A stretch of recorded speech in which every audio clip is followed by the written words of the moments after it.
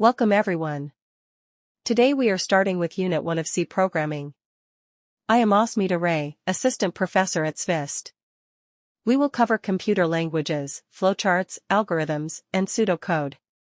Let's begin. In this unit, we will cover important foundational topics: computer languages, flowcharts, algorithms, pseudocode. Let us start by first understanding what computer languages are.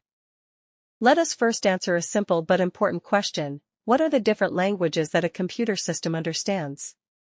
Computers operate using various types of languages depending on their level of abstraction: machine language, assembly language, high-level languages like C, Java, procedural languages like C, Pascal, object-oriented languages like C++, Java.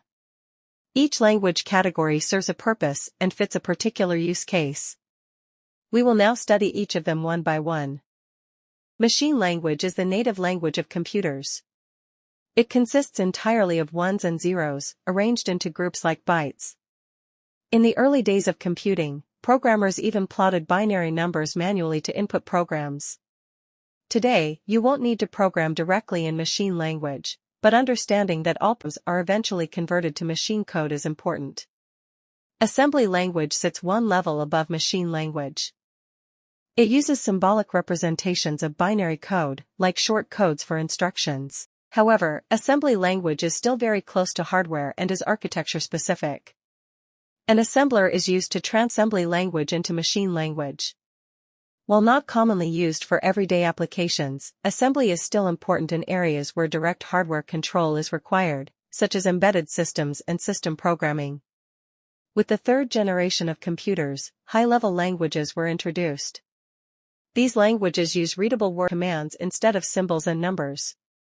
Languages like C, C++, Java, and JavaScript are examples. They made programming more understandable and accessible, allowing programmers to focus more on solving problems than on managing machine details. Slide 8, Procedural languages. Procedural languages, such as C, are structured around a series of ordered steps. You define a procedure or a function, and then you call it to perform specific tasks. The focus is on writing procedures that take inputs, perform actions, and give outputs.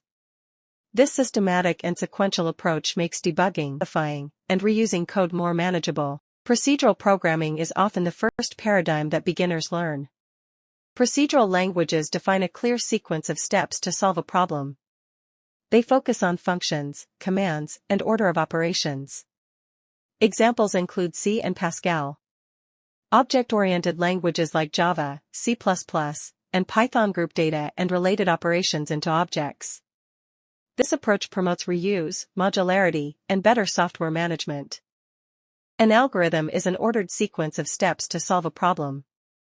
Programming involves two phases: problem-solving phase where we create an algorithm, implementation phase where we write the program. For an algorithm to be effective, it must have 5 properties: input, inputs must be clearly defined.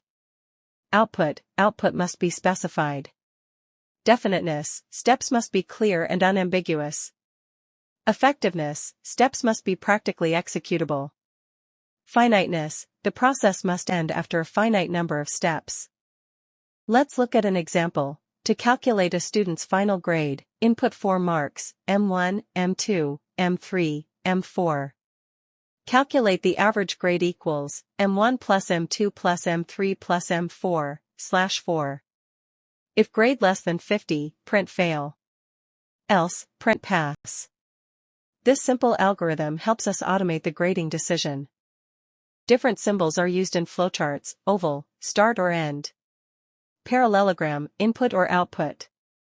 Rectangle, process or operation. Diamond, decision-making. These symbols help standardize and simplify the process diagrams. Today we covered the basics of computer languages, types of programming languages, algorithms, and flowcharts. These concepts build the foundation for understanding C programming and software development.